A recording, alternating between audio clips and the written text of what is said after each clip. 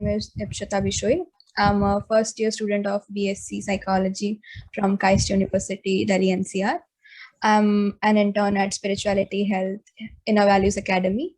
The president of this organization, Dr. Azim Dana, will be here with us shortly.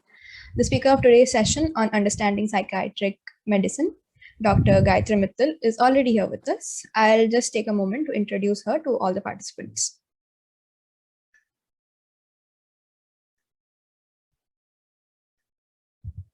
Is my screen visible? Can anyone confirm?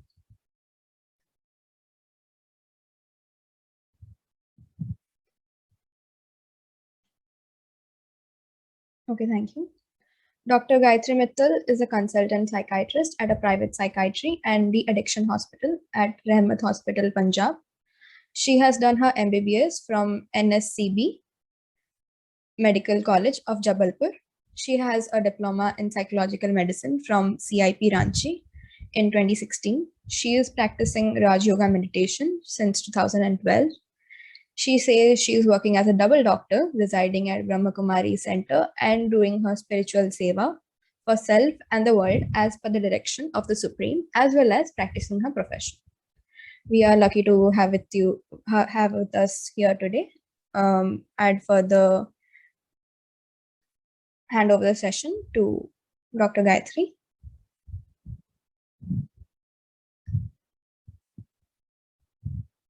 हम नहीं चलता है क्या? And अगर medicine लेना भी है तो टाइम तक लेना है, इसके कोई साइड इफेक्ट तो नहीं है, कोई वेट गेन तो नहीं होगा, ये नशे की मेडिसिन तो नहीं है। डॉक्टर साहब बस नींद आती रहती है इन दवा को लेके, दिमाग कर देती है ये मेडिसिन। इसमें हम मतलब काफी सारे पेरेंट्स भी पूछते हैं कि ये कुछ कमाता नहीं है, इसको बस नींद आती रहती है। क्या कोई सच में ऐसी दिमागी बीमारी है कि ये सिर्फ नाटक करता रहता है? एंड ये प्रॉब्लम कब जाएगी? और पेशेंट खुद भी पूछते रहते हैं कि आखिर मुझे हुआ क्या, एम आई क्रेजी और what wrong with me, doctor साहब हमको जांच कराएं क्या? तो इन सब क्वेश्चंस के आंसर्स आज हम लोग इस सेशन के अंदर देखेंगे। फर्स्ट ऑफ ऑल अगर हम लोग देखें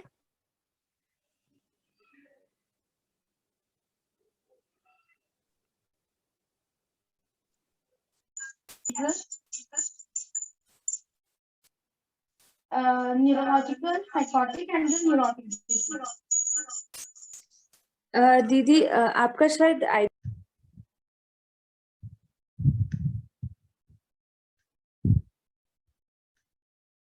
Yes, ma'am, you can go ahead. I have made you the host.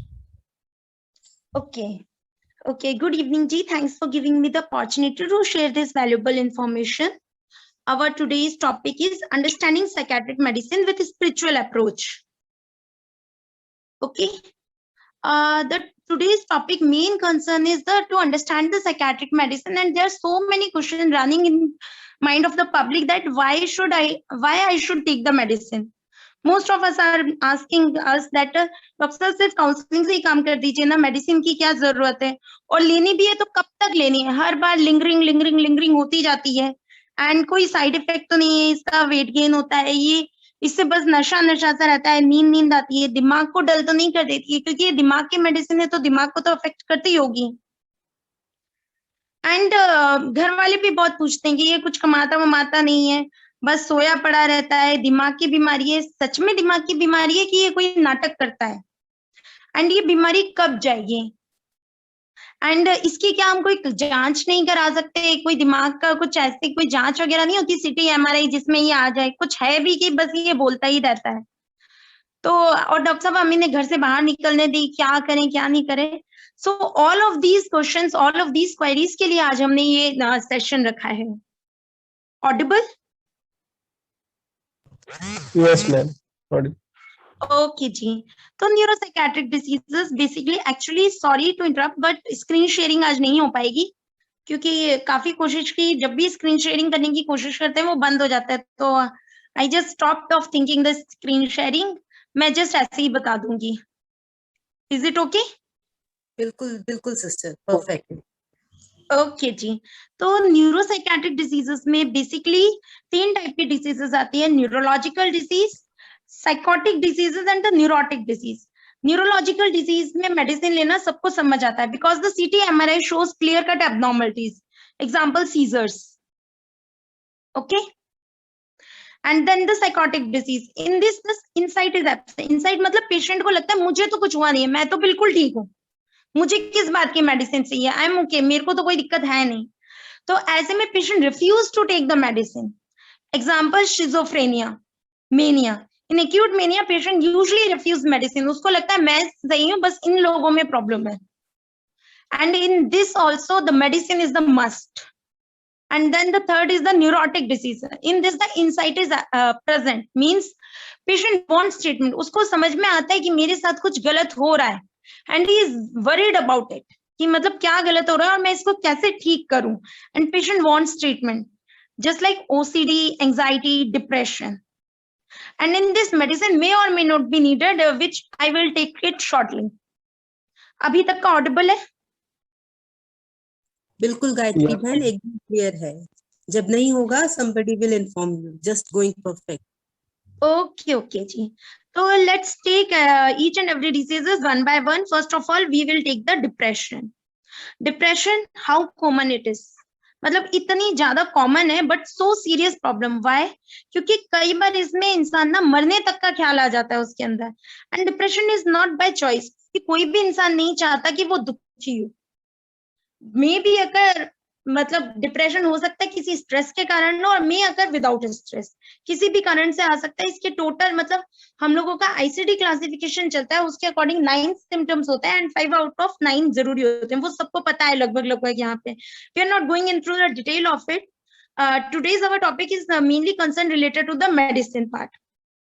And क्यों होता है depression? Maybe the psychological reason, कोई स्ट्रेस हो सकता है. And the most important chemical imbalance होता है, जो कि बोलते हैं सेरोटोनिन, नॉरएपिनेफ्रिन, इनके कारण. मे बी मेडिकल, कोई थायराइड रिलेटेड है, अनीमिया है, तो उसके कारण भी हो सकता है. एंड द जेनेटिक, मेरे दादाजी को भी था, फिर पापा को हुआ, फिर मुझे भी हो रहा है.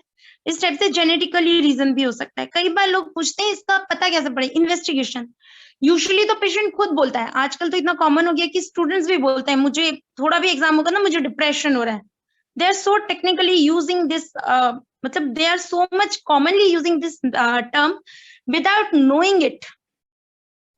So investigation usually not required. No CT, MRI, nothing is required.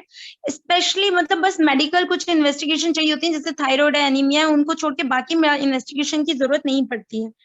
Treatment की अगर हम लोग बात करें तो बोथ थेरेपीज चलती हैं. टॉकिंग थेरेपी जिसमें हमारी स्पिरिचुअलिटी की आती है, काउंसलिंग थेरेपी आती है, एंड द साइकियाट्रिक मेडिसिन.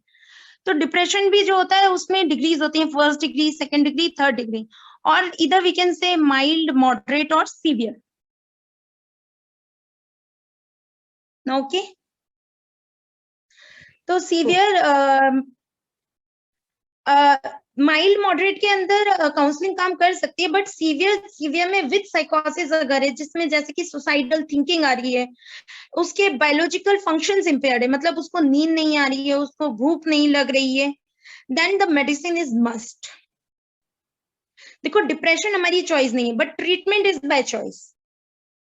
अब बात ये आती है कि ठीक है ट्रीटमेंट हम ले लेंगे, but how long we should take the treatment. अगर फर्स्ट एपिसोड ऑफ डिप्रेशन होता है तो यूजुअली साइकियाट्रिस्ट से कि 6 to 9 मंथ का हमें ट्रीटमेंट चाहिए होता है. अभी केस मैं आपके साथ शेयर करना चाहूंगी. एक पेशेंट मेरे पास अभी कुछ दिन पहले आई थी. She has lost her husband in December, and then she has all the symptoms of the depression, whatever you say, मतलब सारे सिम्टम्स थे after the death of her husband. मतलब बहुत ज्यादा रो रही थी, बहुत ज्यादा परेशान थी. मैंने उसे मेडिसिन दी. 15 डेज के बाद शी इज स्टेबल. मतलब जब वो 15 डेज के बाद, पहले उसको 3-4 लोग लेके आए थे, जब 15 दिन बाद मेरे पास वो आई, तब वो आई थी और उसकी बहन आई थी. सिर्फ 2 लोग आए थे. एंड मतलब वो खुश थी, अच्छे से वो सेट हो रही थी, उसकी नींद भी अच्छे से आ रही थी, भूख भी अच्छे से आ रही थी. Then I again give her medicine. वो 1 मंथ बाद आई ना. वो अकेली आई थी. पिछली बार वो जब पहली बार आई थी 4-5 लोगों के साथ आई थी, सेकेंड टाइम सिर्फ बहन के साथ है, एंड थर्ड टाइम वो अकेली आई. But now she start telling कि डॉक्टर साहब अब तो मैं ठीक हूँ, अब मुझे मेडिसिन की जरूरत नहीं है, आप मेरी मेडिसिन बंद कर दीजिए. तो मैंने कहा आपको मेडिसिन क्यों बंद करनी है? अभी तो आपका कोर्स चलेगा ये 6 to 9 मंथ हम यूजुअली बोलते हैं. तो बोलते नहीं डॉक्टर साहब मैं चाहती हूँ अब मुझे ना मेरी नेचुरल नींद आए, नेचुरल स्लीप आए। एक्चुअली जब मैंने उसे मेडिसिन दी थी तो मैंने उसे 2 टाइप की मेडिसिन दी थी। उसमें एक थी SSRI जिसको हम लोग बोलते हैं एंटी डिप्रेसेंट, और एक थी उसके अंदर एक एंजाइटी या एक स्लीपिंग की वो दी थी, क्योंकि शुरू में उसको बहुत ज्यादा घबराहट थी, उसे नींद नहीं आ रही थी, तो मैंने उसको वो दी थी शुरुआत में बेंजोडाइजेपिन जिसे हम लोग बोलते हैं, जो कि मैंने उसकी फर्स्ट विजिट में ही चेंज कर दी थी, मतलब उसको स्टॉप कर दिया था 15 डेज के बाद ही। तो वो एक्चुअली सो तो वो नेचुरल स्लीप ही रही थी, लेकिन उसको ऐसा लगता था कि एक्चुअली मेडिसिन के कारण उसकी जो प्रॉब्लम थी वो ठीक हो रही थी, उसके कारण उसे नेचुरल स्लीप ही आ रही थी। बट उसके दिमाग में था कि नहीं मैडम आपकी मेडिसिन का साइड इफेक्ट भी तो होगा, जैसे अगर ये दिमाग की मेडिसिन है तो दिमाग को भी तो गड़बड़ करेगी, फिर मेरी किडनी भी खराब हो सकती है और कुछ भी साइड इफेक्ट हो ही सकते हैं, तो मैं मेडिसिन बंद करना चाहती हूँ। अगर ना मतलब कंटिन्यू करूंगी फिर भी क्या है। तो देखिए जो भी डिप्रेशन की जो हम लोग जो होते हैं क्योर नहीं करते हैं डिप्रेशन को। डिप्रेशन का एक्चुअली जो पीरियड होता है ना 6 to 13 मंथ का, हम लोग वो पीरियड कवर करते हैं, क्योर नहीं हो रहा है, वो पीरियड कवर हो रहा है कि जो सफरिंग से जो आपका पीरियड जाने वाला था, वो जो टाइम आपका डिप्रेशन, वो जो क्वालिटी ऑफ लाइफ इम्पेयर्ड होती है, वो आपकी मेडिसिन से ठीक हो जाती है। वो पीरियड को कवर किया जाता है एक्चुअली, क्योंकि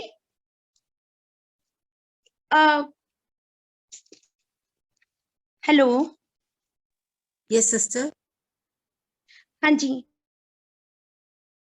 तो ये बता रही थी कि मतलब 6 to 9 मंथ एटलीस्ट वो मेडिसिन लेना जरूरी है, क्योंकि अगर वो मेडिसिन नहीं लेगी तो उसको विड्रॉल सिम्टम तो नहीं आएंगे, ठीक है, लेकिन chances of relapse are very much. और उसके साथ ये हुआ, उसने 1 मंथ मेडिसिन लेके उसने छोड़ दी, नहीं माना, एंड देन 1.5 महीने बाद वो फिर से आई and she was worsened after that. Again उसकी मेडिसिन स्टार्ट करनी पड़ी, उसके बाद वो वैसे ही रोने लगी, वैसे ही उसका मतलब पुराने जैसा हाल हो गया था। तो quality of life is impairing so much, क्योंकि बहुत ज्यादा चांसेस होते हैं अगर आप बीच में ही कोर्स छोड़ देते हो तो डिसीज गेट रिलैप्स्ड इन बिटवीन। तो उस रिलैप्स को रोकने के लिए बहुत जरूरी है कि आप 1 ईयर तक खाएं कम से कम मेडिसिन, फर्स्ट एपिसोड होता है तो। इसके बाद बोला जाता है कई लोगों को तो, लेकिन उसके बाद भी ज्यादा चलता है, क्योंकि ट्रीटमेंट, लेकिन अगर आपके 2-3 साल में ही फिर से दोबारा एपिसोड हो रहे हैं तो फिर आपको 3 से 5 साल लगातार मेडिसिन खानी पड़ेगी। लेकिन जब जब मेडिसिन छोड़ते हैं तब तब अगर किसी को रिलैप्स होता है तो फिर लाइफ लॉन्ग मेडिसिन भी चल सकती है। अब जैसे मैं अपना ही एग्जांपल देती हूँ, लेट्स से जैसे मुझे क्रॉनिक कॉन्स्टिपेशन रहता है and otherwise I am healthy, but मुझे एक मेडिसिन खानी पड़ती है and I am taking it from last 10-20 years। लेकिन अगर एक दवाई से मेरी लाइफ अच्छे से चल रही है तो एक दवाई को खाने में मुझे नहीं लगता कि इतनी हिचकिचाहट होनी चाहिए। अब जैसे आप सिर्फ साइकेट्रिक मेडिसिन का बोलते हैं, अगर हम लोग इसकी बात करें, चश्मे की बात करें, तो कभी बोलते हैं चश्मा हटा दो बस हो गया, लगाना पड़ता है। डायबिटीज मेडिसिन वो भी ठीक होने के बाद भी हमें लेनी पड़ती है ना, उसी तरीके से ना कई बार साइकेट्रिक मेडिसिन की भी जब तक पूरा ठीक नहीं हो जाए लेनी पड़ती है। No doubt counselling helps, but कई केसेस के अंदर हमें मेडिसिन लेनी पड़ती है, और अगर एक मेडिसिन बहुत टाइम तक चलती भी रहे तो इतना ज्यादा वो नहीं है। अगर साइड इफेक्ट की अगर हम लोग बात करें तो सबसे पहले तो हम लोग ठीक हो जाते हैं। सेकेंड थिंग अगर हम लोग बात करें तो थोड़ी बहुत नौशिया वॉमिटिंग वगैरह होती है, इससे नौशिया वॉमिटिंग वो सिंपल हमारी कुछ भी मतलब उसके लिए अगर हम लोग ठीक से काउंसलिंग करें तो उससे भी हो जाती है। एंड मोस्ट इंपॉर्टेंट, कई बार एंटी डिप्रेसेंट से घबराहट होने लगती है। ऑलरेडी जो डिप्रेशन का पेशेंट होता है उसको घबराहट हो रही होती है। हाँ जी साहिल। मैम ये मना अगर माइल्ड है तो उसको भी सेम वही 6 to 9 मंथ मतलब मेडिसिन लेनी पड़ेगी? किसको? माइल्ड? नहीं देखिए मैंने आपको बताया ना 3 कैटेगरीज है, माइल्ड, मॉडरेट, सीवियर। इसका है ना fixed mild, moderate, severe it should be decided by the psychiatrist, and वो कि उसके क्राइटेरियाज होते हैं। माइल्ड डिप्रेशन में यूजुअली मेडिसिन की जरूरत नहीं पड़ती है, usually counselling is sufficient. Okay. Moderate depression में काउंसलिंग प्लस मेडिकेशन होता है, एंड द सीवियर मेडिकेशन, हम लोग सीवियर की बात कर रहे हैं, सीवियर में मेडिसिन मस्ट होती है। Severe means the with the idea of the suicidal ideation, जिसमें आते हैं स्लीपिंग, ईटिंग एंड द हमारा जो बायोलॉजिकल फंक्शंस होते हैं वो पूरी तरह से इम्पेयर्ड होते हैं, उसको काम करने का मन ही नहीं करता है बिल्कुल भी, पूरे दिन लेटा लेटा रहता है। Okay ma'am. जिस काम में उसे पहले, एनहेडोनिया एक वर्ड है, मतलब जिस काम में उसे पहले बहुत मजा आता था, अब वो उस काम की तरफ देखता ही नहीं है, ओके वो जा ही नहीं रहा है जॉब पे। ठीक है ma'am. In that category the medicine is requirement is must. Otherwise mild depression में तो सिंपली थोड़ा बहुत माइल्ड डिप्रेशन तो सभी को होता है, हो सकता है रिजल्ट आउट हो, वो तो हमारा किसी से थोड़ी बहुत बात। Spiritual counselling helps in the mild depression. Okay ma'am. In fact ये जो बात चल रही है ये सीवियर डिप्रेशन की बात चल रही है, सीवियर डिप्रेशन विद साइकोसिस। ओके इसमें मेडिसिन की बात करें कि इसमें अगर फर्स्ट एपिसोड आता है तो 6 to 9 month of treatment is must, and if अगर इसके बाद सब्सिक्वेंट एपिसोड होता है और 2 to 3 years के अंदर ही एपिसोड होता है तो 5 year तक ट्रीटमेंट चलता है, एंड देन उसके बाद भी अगर मेडिसिन तब तक छोड़ते हैं और फिर दोबारा हो जाता है देन तो फिर उसको लाइफ लॉन्ग मेडिसिन लेनी पड़ेगी। ठीक है मैम। ओके जी जी। ठीक है मैम। तो हम लोग दवा के साइड इफेक्ट की बात कर रहे थे, तो सबसे पहले तो इसके अंदर मतलब because severe depression require medicine, you have to take the medicine. तो पहली बात तो हमेशा रिस्क वर्सेस बेनिफिट रेशियो देखा जाता है, तो apart from the risk benefit is more, क्योंकि एक तरफ इंसान जान देने की सोच रहा है। In extreme cases we have to take the ECT. ECT का बहुत ज्यादा स्टिग्मा है due to movies and all, but it is a very life saving procedure, क्योंकि तुरंत के तुरंत जो भी उसके दिमाग में बहुत ज्यादा निहिलिस्टिक डेल्यूजन एंड ऑल डेल्यूशंस वो एकदम से जाते हैं। I have one catatonia patient, मतलब जब मैं रेजिडेंसी कर रही थी तभी कैटाटोनिया पेशेंट था, उसका टेट का कोई एग्जाम था, उसमें वो फेल हो गया था, एंड उसके बाद वो इतना स्टिल हो गया था, बस कुछ भी पूछ लो उससे वो एक ही चीज बोलता था, टेट का एडमिट कार्ड वहां पे रखा हुआ है, उस अलमीरा के अंदर रखा हुआ है, वहां से वो लेके आने, बस कुछ भी बोलो वो एक ही लाइन जवाब देता था। And we give him a shot of the lorazepam and he improved suddenly. वो पिछले 10 दिन से उसने कुछ भी नहीं खाया पिया था, एंड इमीडिएटली ही स्टार्टेड टू टेकिंग फूड। उसको तुरंत जूस पिलाया, तुरंत वो उसने लेना शुरू किया, and then we give a lorazepam, but वो इतना मतलब ठीक हो रहा था पर इतनी ज्यादा इंप्रूव नहीं कर रहा था, and then we took him to the ECT and he improve dramatically. मतलब विद इन 7 days वो एकदम नॉर्मल हो गया, जैसे हम लोग हैं वैसे ही नॉर्मल हो गया, but the medicine will carry on. ऐसा नहीं है कि मेडिसिन उसके बाद बंद हो जाएंगी, नहीं तो उसके रिलैप्स होने के चांसेस बहुत बढ़ जाते हैं, और हमारे पास फ्रिक्वेंट रिलैप्सेस आते रहते हैं because of shortage of this knowledge only, क्योंकि मेडिसिन बंद करने का बहुत ज्यादा वो रहता है। आसपास के लोग भी बोलते हैं कि ये दिमाग की मेडिसिन है, दिमाग खराब हो जाएगा, पता नहीं दिमाग पे क्या असर करेंगी, तो लोग इसको मतलब जितना शुरू होने के लिए वो रहता है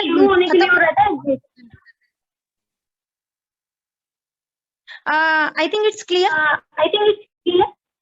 सिस्टर इको कर रही है आवाज शायद। What should I do for that? Sister आपने 2 जगह जूम ज्वाइन किया हुआ है गायत्री सिस्टर? नहीं जी, एक ही जगह है। Then I have no idea. अभी ठीक है।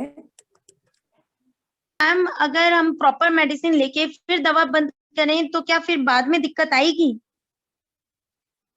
तो कोई भी साइकियाट्रिस्ट इस बात की गारंटी तो नहीं दे सकता, बिकॉज कुछ मरीज दवा लेके सालों साल तक उन्हें कोई प्रॉब्लम नहीं होती है, तो कुछ को फ्रिक्वेंट रिलैप्सेस होते रहते हैं, तो इसका तो कुछ वो नहीं है।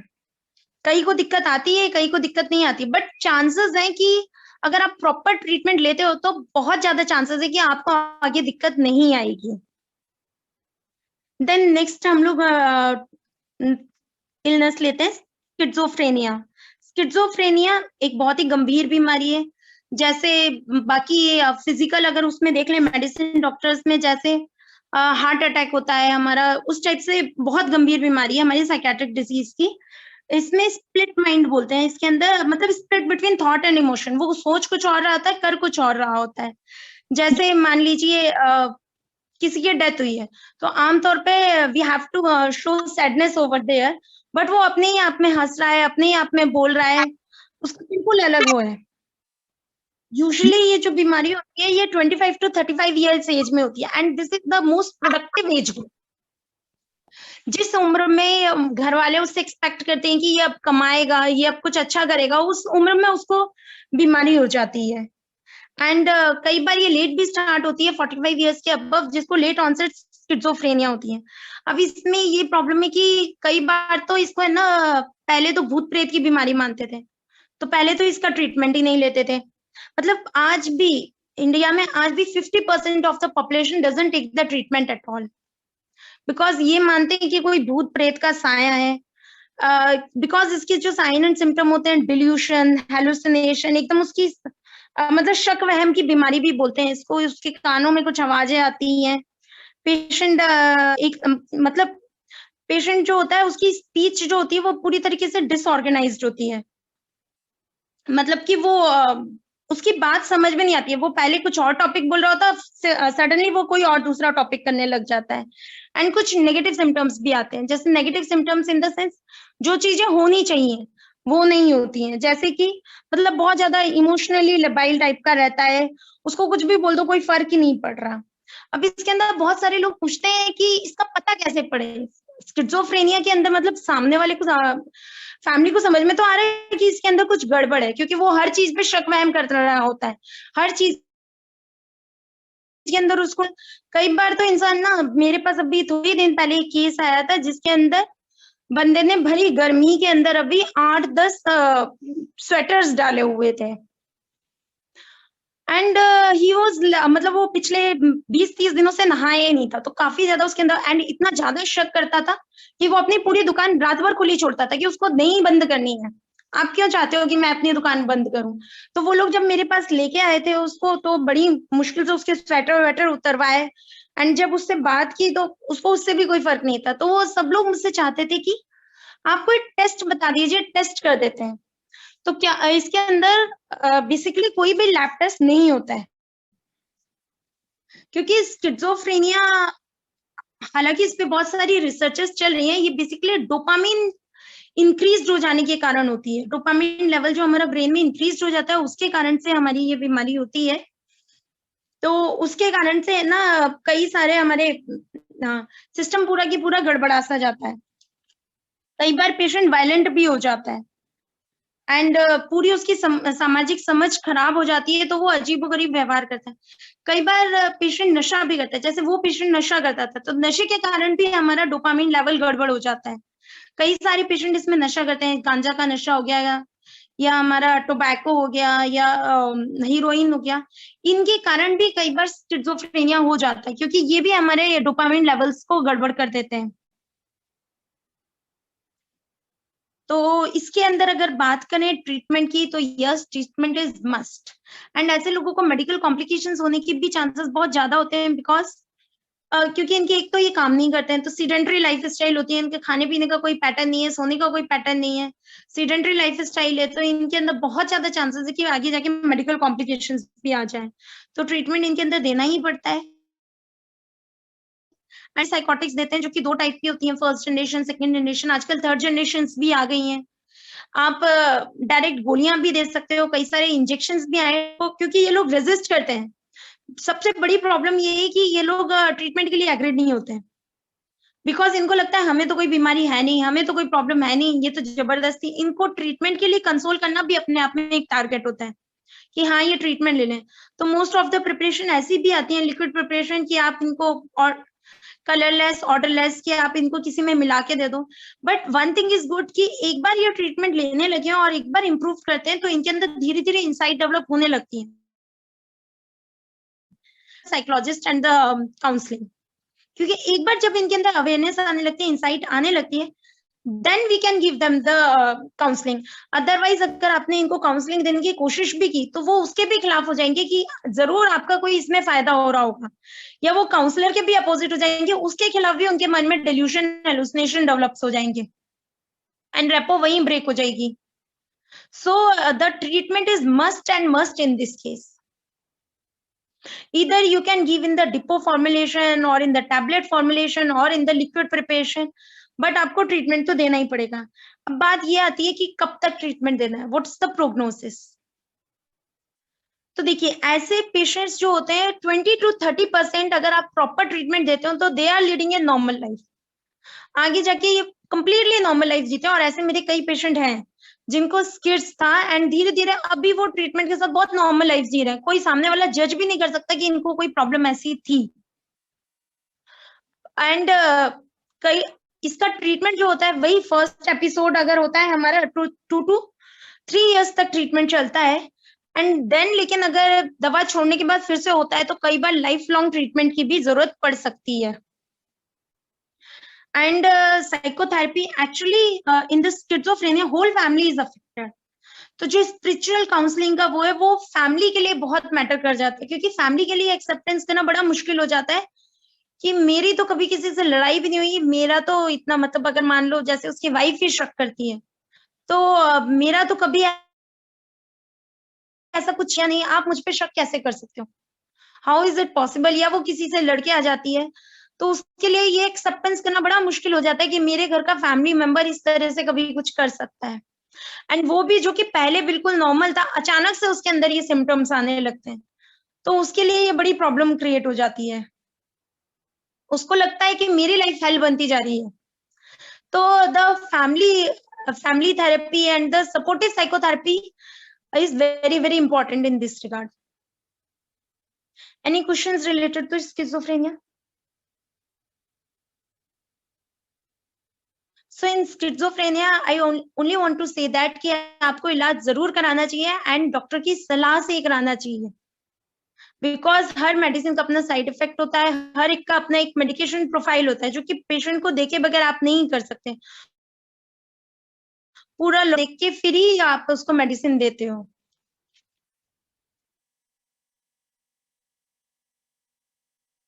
हेलो जी आ रही है आपकी आवाज जी. Okay. Should I continue further? जी सिस्टर. यस मैम एक क्वेश्चन. हाँ जी. मैम स्किज़ोफ्रेनिया वाले पेशेंट को मना इंसाइट कैसे मना उसको लेके मना आएंगे? उसको इंसाइट मतलब कि उसको patient should aware of her illness. जी जी. तो उसके लिए हमने आपको यही बताया कि मतलब first we have to give him the treatment. इधर आप डिपो प्रिपरेशन में दो, आप लिक्विड प्रिपरेशन में दो. वंस उसका जब केमिकल लेवल कंट्रोल होता है तो उसके अंदर धीरे धीरे इंसाइट खुद ही आती है. ओके. अगर आपने मतलब बाकी सारे इलनेस के अंदर हम पहले क्या करते हैं, पहले पेशेंट को साइको एजुकेट करते हैं उस इलनेस के लिए, देन ट्रीटमेंट देते हैं. बट स्किज़ोफ्रेनिया एक ऐसी बीमारी है इसमें पहले ट्रीटमेंट देते हैं देन साइको एजुकेशन देते हैं.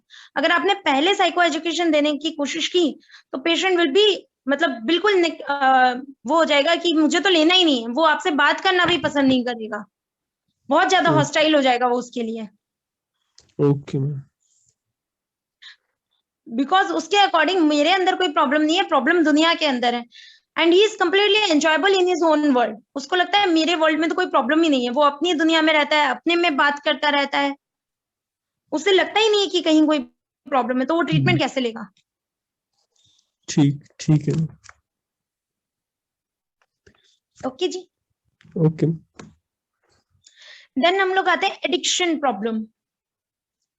एडिक्शन में अगर हम लोग देखें जैसे टोबैको एडिक्शन है, अल्कोहल एडिक्शन है, देन हमारा ओपियोइड एडिक्शन है. जैसे पंजाब में opioid addiction is too much, alcohol तो मानते ही नहीं है यहाँ पर, टोबैको अल्कोहल को तो मानते ही नहीं है. Then cannabis addiction. इनके अंदर बेसिकली मतलब काउंसलिंग का भी रोल है तो मेडिकेशन का भी रोल है. अब देखना है कि कहाँ किस चीज का रोल है. तो डिपेंडेंस कब से है, अगर तो आपका इतना सीवियर विड्रॉल है, depending on the withdrawal symptoms, क्योंकि एडिक्शन के अंदर ये तो हम सबको पता है कि मेन तो हमारा दृढ़ संकल्प ही होता है. जैसे एक केस मुझे याद है, इट्स ऑफ एल्प्रेक्स टैबलेट, कि मतलब एक पेशेंट था, उसको हाइट से बहुत डर लगता था, तो हाइट से उसको डर लगता था, तो उसको आज से 20 साल पहले किसी डॉक्टर ने एल्प्रेक्स लिख दिया, तो वो 1 टैबलेट लेता था, उसको ठीक चलने लगा। 1-2 महीने तक तो उसे मजा आ गया, क्योंकि वो रहता था शिमला के अंदर, और शिमला के अंदर उसको पहाड़ियों पे काम करना होता था और उसको पहाड़ों से डर लगता था। लेकिन जैसे ही वो एल्प्रेक्स टैबलेट लगने लगा, उसका डर खत्म हो गया, तो उसको काफी ठीक लगने लगा। लेकिन धीरे धीरे उसकी एल्प्रेक्स टैबलेट बढ़ने लगी, 1 से 2 हो गई, 2 से 4 हो गई, 4 से 10 हो गई, पत्ते की पत्ते होने लगे, पत्ते के बाद उसके डब्बे होने लगे। इतना ज्यादा होने लगा कि वो था तो दिहाड़ी मजदूर, तो उसकी आधी से ज्यादा इनकम उसके अंदर जाने लगी। तो फाइनली उसने एक दिन डिसाइड किया, माता के आगे उसने कसम खाई कि मैं अब से ये टैबलेट नहीं लूंगा। कसम तो खा ली उसने, देन उसने ली भी नहीं, सच में नहीं ली। तो 2 to 3 डेज 4 डेज तक तो वो ठीक रहा, लेकिन उसके बाद उसके अंदर विड्रॉल सिम्टम्स आने लगे, उसको बहुत ज्यादा ट्रेमर्स होने लगे, बहुत ज्यादा कपकपाने लगा, एंड उसको सीजर आ गए, फिट्स आ गए, सीजर्स आ गए। एंड देन उसके बाद उसकी कंफ्यूजनल स्टेट, जिसको हम लोग डेलीरियम बोलते हैं, मतलब पूरा इंसान कंफ्यूजन में चला जाता है, किसी को पहचानता तक नहीं है। तो वो उस केस में एडमिट हुआ हमारे पास। तो जब हमने उसको देखा तो उसका पूरा जो हिस्ट्री ली एल्प्रेक्स टैबलेट की, तो जैसे लोहे को लोहा काटता है, तो उस समय हमें उसको मेडिसिन देनी ही पड़ी। एंड वही हमने नींद की मेडिसिन, मतलब उसने एल्प्रेक्स दी थी तो एल्प्रेक्स नहीं दी, हमने उसकी सेम जैसी कोई मेडिसिन देके देन ग्रेजुअल टेपर ऑफ किया, ग्रेजुअल टेपर करके देन उसका जो मेन प्रॉब्लम था उसको करेक्ट किया। तो एडिक्शन के लिए भी सेम यही है, अगर अल्कोहल विड्रॉल में अगर कोई सडनली उसको विड्रॉल करता है तो नो डाउट उसको सीजर आ जाते हैं। तो ऐसे केसेस में आपको मेडिसिन मस्ट होता है। ओपियोइड विड्रॉल में कितने केसेस हैं, अभी दिसंबर में ही हमारे पास एक केस आया था, बहन काफी रो रही थी, उसके भाई ने क्या किया था, उन्होंने कसम डलाई, उसने एकदम से चिट्ठा बहुत ज्यादा लेता था वो, उसने चिट्ठा एकदम से छोड़ दिया, एकदम से उसने कसम खाई और उसने चिट्ठा बिल्कुल छोड़ दिया। ठीक है छोड़ दिया, लेकिन वो काफी उदास उदास रहने लगा, काफी ज्यादा वो लेने लगा। तो मेडिसिन की भी बात आई कि मेडिसिन दिलानी चाहिए, लेके जाते हैं, पर फैमिली नेग्लेक्ट हो गई कि नहीं नहीं मेडिसिन नहीं लेना है। उसने भी बोला नहीं नहीं मैं ऐसे ही छोड़ दूंगा, मैंने पूरा वो प्रण किया है, काफी इमोशनली उसको है ना वो कर लिया था कि नहीं अब नहीं ही लेना है। वो 4-5 दिन तक ठीक रहा, फिर पता नहीं मतलब उसको इतना ज्यादा पेन, इतना ज्यादा वो हो रहा था कि फाइनली उसने सुसाइड कर लिया। क्योंकि ओपियोइड का पेन इतना ज्यादा आता है, कई बार पेशेंट अकेला होता है तो वो इतना ज्यादा तड़प रहा होता है कि उसको लगता है कि मैं मर जाऊं तो बेटर। तो ऐसे एक्सट्रीम केसेस नहीं होने चाहिए, इसलिए ड्यूरिंग द विड्रॉल फेज जो 2 फेजेस होती हैं, withdrawal phase and the maintenance phase. तो विड्रॉल फेज के अंदर मेडिसिन आर मस्ट। किसी भी एडिक्शन को अगर आपको छुड़ाना है तो जो विड्रॉल सिम्टम्स अगर आ रहे हैं तो उसके अंदर आपको मेडिसिन इज मस्ट, क्योंकि कई बार विड्रॉल सिम्टम्स जानलेवा भी हो सकते हैं। जैसे अल्कोहल के स्पेशली विड्रॉल सिम्टम्स जो होते हैं वो जानलेवा होते हैं।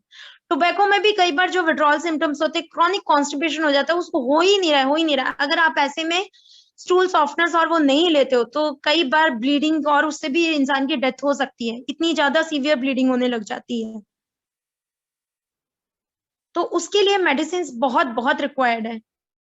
एंड देन मेंटेनेंस फेज में आप एंटी क्रीविंग एजेंट्स आते हैं, बट उस एंटी क्रीविंग एजेंट्स का भी रोल है, बट फ्रिक्वेंट रिलैप्सेस ना हो उसके लिए स्पिरिचुअल काउंसलिंग का बहुत बहुत इंपॉर्टेंस है। And we are doing research over this also कि रिलैप्स रेट को रोकने के लिए मेडिसिन से ज्यादा स्पिरिचुअल काउंसलिंग का रोल आता है। देन अगर हम लोग बात करें नींद की प्रॉब्लम की, आज की अगर हम लोग बात करें इस दुनिया, अगर पूरा स्टैटिस्टिकली डाटा लें सारे मेडिसिन का, तो 90% ऑफ मेडिसिन आज के जमाने में सबसे ज्यादा मेडिसिन बिक रही है वो है नींद की मेडिसिन। क्योंकि जो हम अगर जैसे हम लोग बेसिकली बोलते भी हैं, हमेशा ही बोलते हैं कि शरीर को ठीक रखने के 3 तरीके, अच्छा खाना होना चाहिए, अच्छी एक्सरसाइज और प्रॉपर स्लीप। ऐसे खुश रहने के लिए भी बहुत जरूरी है, जो लौकिक में बोलते हैं रोटी कपड़ा मकान। रोटी कपड़ा मकान के साथ साथ बहुत इंपॉर्टेंट है कि हमें प्रॉपर नींद आए और हमारे प्रॉपर रिलेशनशिप हो। अगर हमें प्रॉपर नींद नहीं आई, जिस इंसान को प्रॉपर नींद नहीं आए उसके पास भले ही बहुत सारा पैसा भी हो, उसके लिए वो किसी काम का नहीं है। क्योंकि जब नींद आएगी तभी उसका दिमाग चलेगा, तभी वो खुश रह सकता है। अब नींद की दवा लेने वाले 4 टाइप के लोग होते हैं। पहले टाइप के लोग जो सारी दुनिया की दवाई ले सकते हैं पर वो नींद की दवाई लेने को कभी तैयार नहीं होंगे, भले ही चाहे कुछ भी हो, लेकिन नींद की दवाई उन्हें नहीं लेनी है। सेकेंड टाइप के जो लोग होते हैं वो नींद की दवाई लेते हैं, आधी एक गोली लेते हैं और उससे मेंटेन कर रहे हैं, मतलब उनका चल रहा है, वो काफी सालों से ले रहे हैं, लेकिन आधी गोली लेते हैं या एक गोली लेते हैं और वो ठीक रहते हैं, उनका चले जा रहा है चले जा रहा है, सालों से ऐसे ही चले जा रहे हैं, वो छोड़ने की सोच भी नहीं रहे, एक गोली ले रहे हैं और वो प्रॉपर उनकी नींद आ रही है। थर्ड टाइप के जो लोग होते हैं वो जो नींद की गोली को एक टाइप से नशे के रूप में यूज कर रहे हैं, मतलब पहले एक लेते थे, दो लेते थे, 10 लेते थे, 20 लेते थे, मतलब वो लेते ही जा रहे हैं, लेते ही जा रहे हैं। एंड फोर्थ टाइप के लोग हो गए कैंसर या सीरियसली इल पेशेंट, जिनको उस पेन से बचने के लिए नींद की मेडिसिन लेनी पड़ रही है। तो जो फर्स्ट सेकंड फोर्थ टाइप के पेशेंट जो हैं, फर्स्ट टाइप ऑफ पेशेंट जिनको नींद की दवा लेने की जरूरत है, पूरा स्पिरिचुअल काउंसलिंग कर ली उन्होंने, सब कुछ कर लिया, पर उन्हें नींद नहीं आ रही, पर नींद की दवा नहीं लेनी है उन्हें, जहां जरूरत है अगर आप वहां पे भी नींद की दवा नहीं ले रहे हो तो ये तो एकदम पाप है। बिकॉज अगर आप, ये हो गया कि मतलब मुझे खाने की जरूरत है बट मुझे नहीं खाना है, इतना भी स्टिग्मा दिमाग में नहीं होना चाहिए। क्योंकि अगर आप एक दवा लेके हमारी नॉर्मल लाइफ चल रही है, हमेशा ये सोचिए, ये नहीं सोचना कि हमें ये दवा लेनी पड़ रही है, ये सोचिए कि ये दवा लेने से हमारी जिंदगी वैसी बन रही है जो ये बीमारी के पहले थी। So the medicine is important.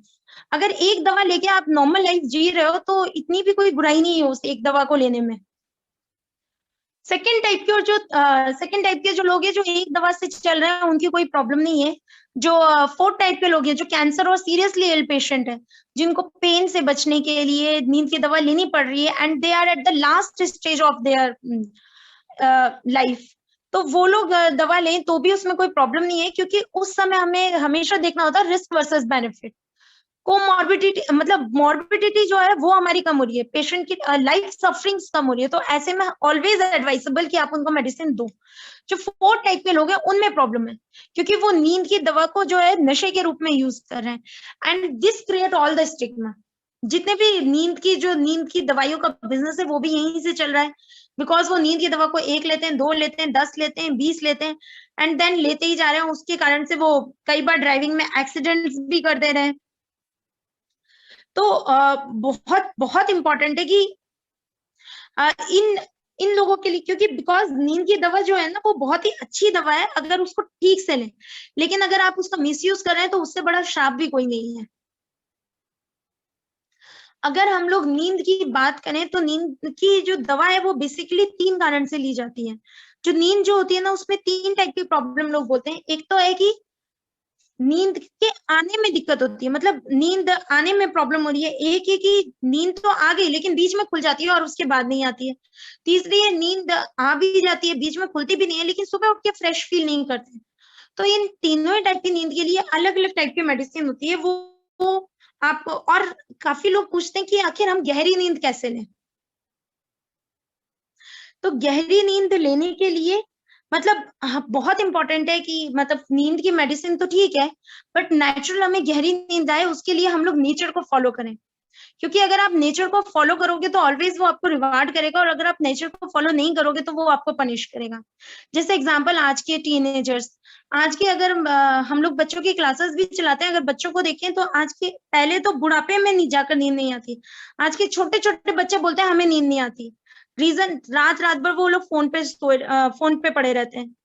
Phone के अंदर इधर फेसबुक चल रहा है, इंस्टा चल रहा है, स्नैपचैट चल रहा है, मतलब 2-3 बजे तक तो वो सोने का सोचते ही नहीं है। रात में लोग जिम ज्वाइन कर रहे हैं। अगर आप रात में एक्सरसाइज करते हो तो बहुत ज्यादा चांसेस है कि आपको स्लीप डिस्टरबेंस होगा। रात में वो लोग कॉफी चाय पीते हैं। तो बहुत इंपॉर्टेंट है, नेचर ने जिस टाइप का हमें शेड्यूल दिया है हम उस शेड्यूल को फॉलो करें, तो उससे भी हमें बहुत ठीक से नींद आती है। अगर इन सबके बावजूद भी प्रॉपर हम लोग अगर जो रूटीन केयर होती है, जो नींद के लिए जो बताए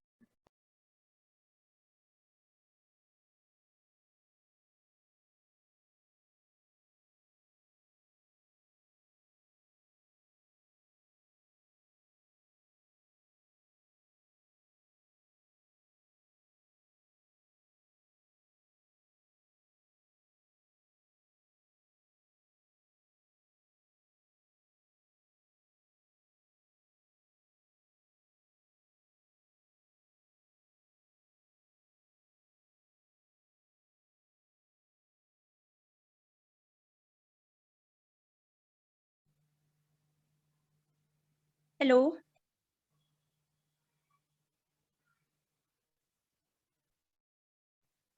Audible, ma'am, audible. okay, okay. I'm telling that we can take the queries. No, any questions related?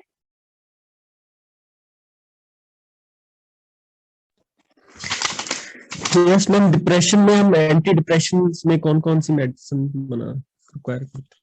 Anti depressants में बहुत सारी एंटी डिप्रेसेंट्स आती है, बेसिकली SSRIs हैं, SNRIs हैं, एंड मतलब depending on the person situation, मतलब दिस ब्रॉड प्रोफाइल 50-60 मेडिसिन है, उनमें हम लोग देखते हैं। बेसिकली ट्राइसाइक्लिक एंटी डिप्रेसेंट्स होती हैं, SSRIs होती हैं, SNRIs होती हैं। तो डिपेंड करता है कि इंसान की नींद कैसी है, उसकी भूख कैसी है, बायोलॉजिकल फंक्शंस कैसे हैं, और कोई दिक्कत तो नहीं है, उसके हिसाब से हम लोग उसको मेडिसिन देते हैं। Any specific medicine you want to ask? नहीं मैम, वैसे मैं थोड़ा not specific The SSRI first preference is the SSRIs. Category है मैम या कोई? हाँ, मतलब एंटी डिप्रेसेंट्स की कैटेगरी है tricyclic anti depressant, selective serotonin reuptake inhibitor, SSRIs, SNRIs, and other news are new like NASA group. Okay Okay. In tricyclic antidepressants like amitriptyline, imipramine, and in SSRIs, escitalopram. There are so many other medicines also, escitalopram, sertraline. Any specific medicine you want to ask? No ma'am, not specific. कई बार क्या होता है ना ma'am, जैसे client आते हैं तो मना अपनी स्लिप वगैरह लेके आते हैं ना, पिछली जो दवाइयां कभी खाई होती है डिप्रेशन की, तो थोड़ा हेल्प मिल जाए इसलिए पूछ रहा। Okay okay okay. Usually slip पे एस्टालोप्राम सबसे ज्यादा होती है, देन मिर्टाजिपिन, कॉम्बेक डुलोक्सिटिन वगैरह ज्यादा लिखी होती हैं। ओके। फ्लोक्सेटिन भी काफी लिखी होती है, फ्लोक्सेटिन, पैरोक्सेटिन। ये डिपेंड करता है पेशेंट के क्या सिम्टम्स हैं। यूजुअली जैसे नींद नहीं आती है तो मिर्टाजिपिन, डेस्वेनलाफेक्सिन, डिप्रेशन विद एंजाइटी है तो हम लोग इमिप्रामिन एंड डेस्वेनलाफेक्सिन वगैरह ज्यादा ट्राई करते हैं।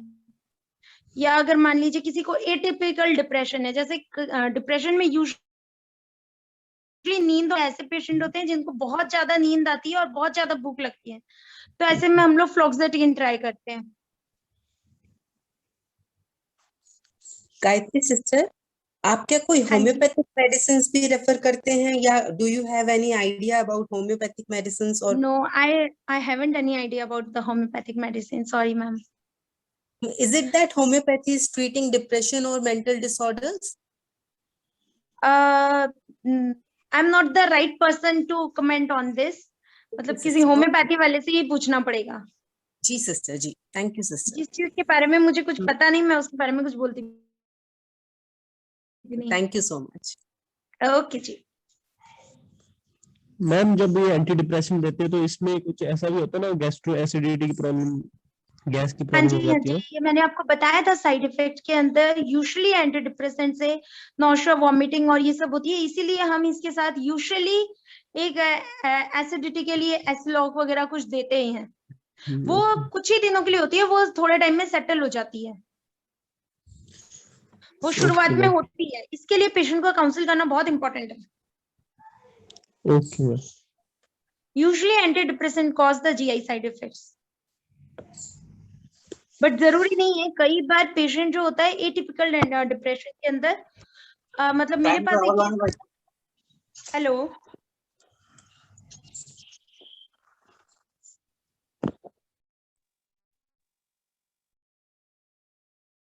हाँ जी, आपने सोमेटाइजेशन, हाँ जी हाँ जी, आपने सोमेटाइजेशन डिसऑर्डर का नाम सुना होगा। उसके अंदर patient has some mental issues but it manifest in the somatic form, मतलब उसके दिमाग में कोई टेंशन होती है लेकिन उसके जो सिम्टम्स होते हैं वो बॉडी पे रिफ्लेक्ट होते हैं। जैसे मेरे पास एक केस आया था, एक गर्ल, मतलब 18-19 ईयर्स की एज थी, शी हैड ए बॉयफ्रेंड, उसका उससे कुछ इशू हुआ था, मतलब उससे कुछ लड़ाई होती है, एंड वो बार बार बेहोश हो जाती थी, एंड वो हमेशा पेट दर्द पेट दर्द पेट दर्द बोलती रहती थी।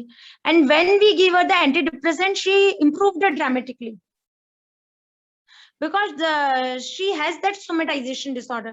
तो ऐसा नहीं है एंटी डिप्रेसेंट सिर्फ डिप्रेशन उसमें काम करती है, कई बार ये सोमेटाइजेशन डिसऑर्डर, ओसीडी, इन सब में भी काम करती है। Okay ma'am, somatoform madam disorder. अभी अमित बोल रहा हूँ। हाँ जी। अभी ये बोल रहे कि इंडिया में जो इंडियन साइकेट्री जर्नल है उसमें से हाँ, हाँ। One of 4 Indians are depressed. या दिस इज द मतलब factually this is the true data, because अगर आप अभी थोड़े दिन पहले एक हैप्पीनेस इंडेक्स स्केल करके आई थी, हैप्पीनेस स्केल करके, उसमें Right. इंडिया का नंबर 130 नंबर था। And this is so sad कि हमारे इंडिया के अंदर मतलब जहाँ इतना ग्रुपिज्म है, इतनी रिलीजियसिटी है, एवरीथिंग इज देयर, मतलब हम लोग इतने ग्रुप में रहते हैं और उसमें 130 नंबर पे हमारा इंडिया का हैप्पीनेस स्केल में नाम आया था। Okay, this is alarming level. Okay, thank you. And the hidden point is that जो diabetes, India is the capital of the diabetes, everybody knows that. Hello. Yes ma'am, yes. India is the diabetic capital बन गई है, and diabetes का भी main reason stress और tension ही होता है, because during stress and tension ऐसे हार्मोन रिलीज होते हैं जो भी स्टेरॉइड्स वगैरह, and that causes the diabetes, and this is the proven fact.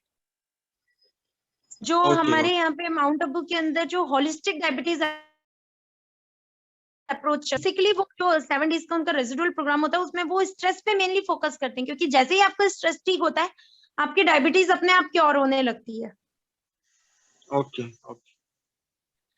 Main आप अगर डेली 1 किलो शुगर भी खाओगे तो भी आपको डायबिटीज नहीं होगा, बट अगर आप एक ही बात को होल्ड करके पकड़ गए और आप उसके कारण से खुश नहीं हो महीने भर, तो आपको डायबिटीज हो जाएगा, ये पक्का है। अच्छा, oh new this is new news actually, because लोग बोलते हैं कि शक्कर की वजह से डायबिटीज होता है। वैसे डायबिटीज नहीं होता, अगर शक्कर की वजह से डायबिटीज होता तो सारे बच्चों को हो जाना चाहिए, सारे बच्चे जितना शुगर खाते हैं कोई और नहीं खाता है। Right ma'am, right. Yeah and most of the clients आते हैं, मतलब जैसे हम लोग जब नॉर्मल ओपीडीज के अंदर बैठते हैं तो 10-11 साल के बच्चों को लेके आते हैं उनके मम्मी पापा की, ये इतनी ज्यादा आइसक्रीम खाती है, इतनी ज्यादा चॉकलेट्स खाती है, इसको शुगर तो नहीं हुई है, आप टेस्ट करा लो। बच्चे को कभी भी शुगर नहीं, मतलब होता है until and unless genetic reason, but usually ऐसे नहीं होता है। अगर आप हैप्पी रहोगे तो आपको कभी भी शुगर नहीं होगा, ये पक्की बात है। ओके। और मैडम ये मींस डिप्रेशन ऐसा कुछ है क्या कि रिच लोगों में कम है या फिर मिडिल इनकम है उनमें ज्यादा है या लो इनकम में ज्यादा है, ऐसा कुछ है? इनकम का तो ऐसा वैसे नहीं है, लेकिन फिर भी जो मिडिल सोशो इकोनॉमिक स्टेटस वाले जो होते हैं वो ज्यादा हैप्पी होते हैं, बिकॉज अगर हायर इनकम सोर्स में देखें उनमें भी डिप्रेशन बहुत ज्यादा है, तो लोअर सोशो इकोनॉमिक है उनके अंदर भी बहुत ज्यादा है, मिडिल वाले थोड़े हैप्पी होते हैं, अदरवाइज ये किसी में भी हो सकता है, ऐसा कोई सोशो इकोनॉमिक स्टेटस का है नहीं। मींस एनी रीजन कि rich people are depressed more, कुछ रीजन ऐसा, some findings? Because they are, वही है ना, हमें जितना मिलता है every time we want more. Competition and comparison तो कभी भी जाता नहीं है ना, जब Right, तक ma'am. हम अपने आप से संतुष्ट नहीं होंगे तब तक वो चीज जाएगी ही नहीं। Okay, right ma'am, thank you दीदी। And here comes the role of the spiritual counseling, क्योंकि spiritual counseling teaches us the way how to think before you think. This agenda is telling only in this spiritual counseling how to think, मतलब सबने सब कुछ बताया कि कैसे खाना है, कैसे सोना है, कैसे क्या करना है, बट कैसे सोचना है ये तो किसी ने नहीं सिखाया ना, ये हम यही स्पिरिचुअल काउंसलिंग में आके सीखते हैं। एंड वंस वी नो कि हमें कैसे सोचना है, we are recognising our thoughts. Basically counselling में क्या है, थॉट्स को ही तो रिकॉग्नाइज करवाते हैं। सीबीटी में है क्या, कॉग्निटिव बिहेवियर थेरेपी जो करते हैं उसके अंदर मेनली कॉग्निशन को ही ठीक करते हैं ना।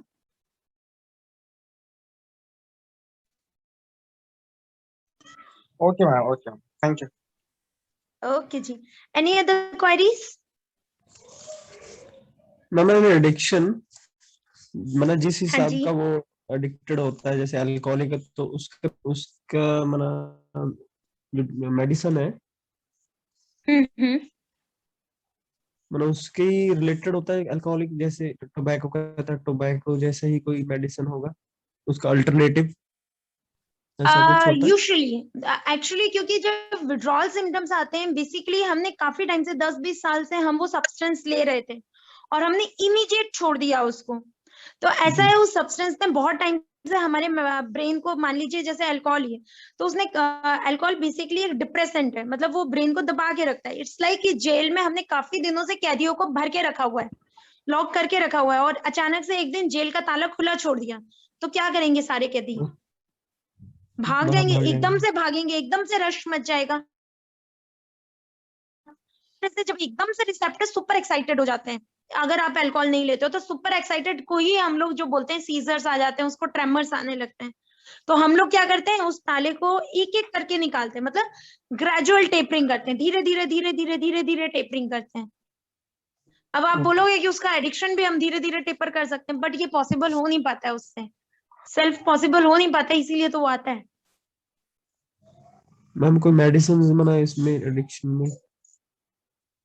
इसमें डिपेंडिंग ऑन द सब्सटेंस वो मेडिसिन जाती है, जैसे टोबैको के लिए हमारी अलग मेडिसिन है, आपके जैसे वो अल्कोहल के लिए निकोटिन वगैरह लोराज़ेपाम आता है, वो च्युइंगम क्या?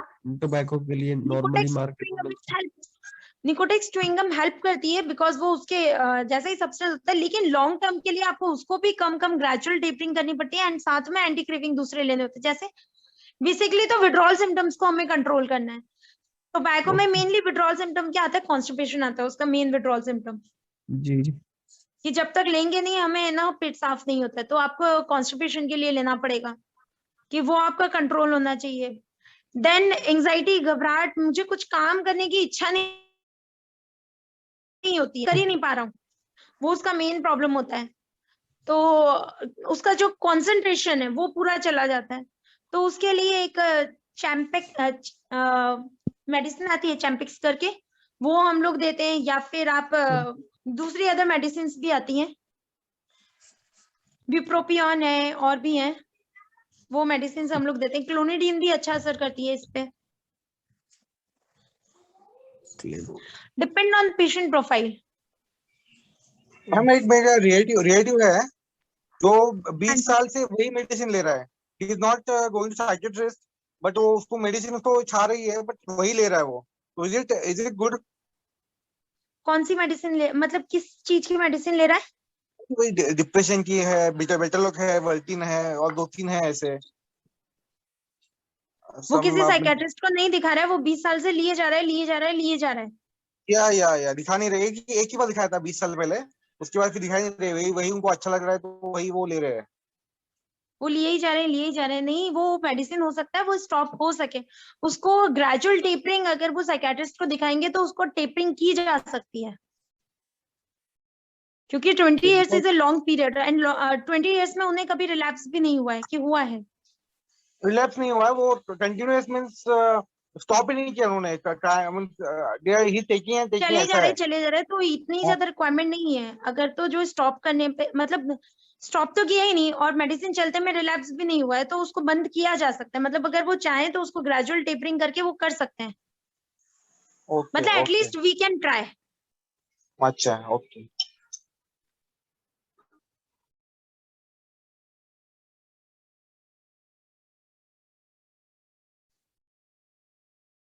Any other queries?